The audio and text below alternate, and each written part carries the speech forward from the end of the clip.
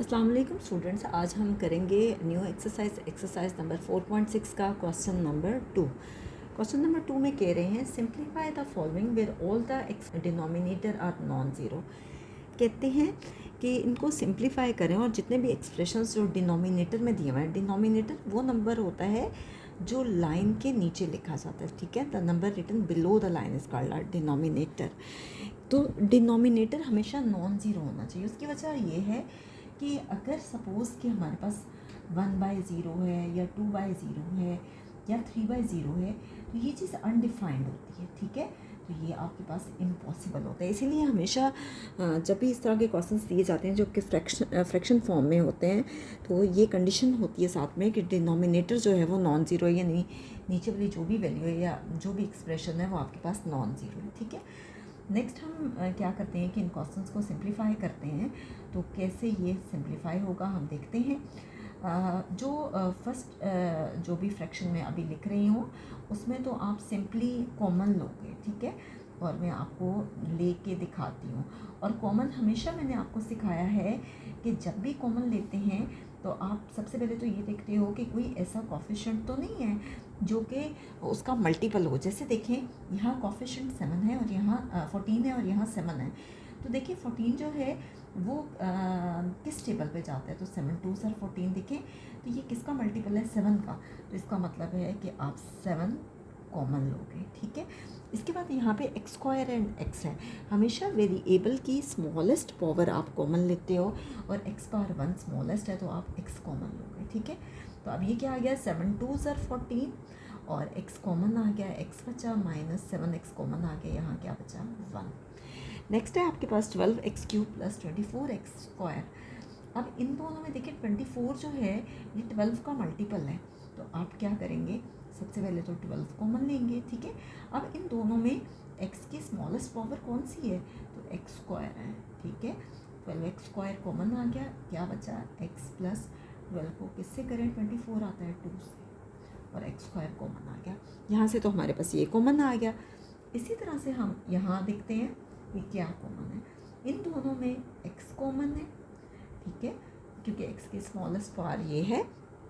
और आपके पास ब्रैकेट के अंदर क्या आ गया, x + 2, क्योंकि देखिए x और x मल्टीप्लाई होके x² आता है और x 2 से मल्टीप्लाई होता है तो 2x आता है इंटू 2x - 1। अब हम देखते हैं कि कुछ कैंसिल तो नहीं हो रहा, देखिए ये इससे कैंसिल हो रहा है, x + 2 इससे कैंसिल हो रहा है, ठीक है। अब देखिए आपके पास है नेक्स्ट स्टेप में 7x × x है। अगर आप चाहें तो इसको इस फॉर्म में लिखते हैं 7x, ठीक है, और ये × x है। यहाँ 12x² है, 12x² को आप यूँ भी लिख सकते हो 12x × x, ठीक है। और यहाँ पे सब कटिंग होगी थी तो आपके पास क्या बचा 1। अब देखिए ये x इस x से कैंसिल हो गया, ये x इस x से कैंसिल हो गया, तो फाइनली ये आपके पास क्या आया 7/12। तो यहाँ पे हमारा ये क्वेश्चन नंबर 2 सॉल्व हो गया है। जी स्टूडेंट्स, नेक्स्ट क्वेश्चन है क्वेश्चन नंबर 3। इसमें क्या करेंगे हम कि आपके पास है a² b² + 3ab। देखिए दोनों में ab है, ठीक है, तो आप ab कॉमन लोगे और इसकी स्मॉलेस्ट पावर कॉमन लोगे और स्मॉलेस्ट पावर जो है आपके पास a पावर 1 b पावर 1 है, ठीक है। अगर आपने ab कॉमन ले लिया तो अंदर ज़ाहिर बात है ब्रैकेट के अंदर फिर ab आ जाएगा, क्योंकि a × a² b × b b² plus यहाँ से ए बी कॉमन आ गया, क्या बचा आपके पास 3। यहाँ पे आपके पास 4a² - 1, ये आपके पास क्या है, यहाँ फॉर्मूला अप्लाई हो रहा है कौन सा, a² - b²।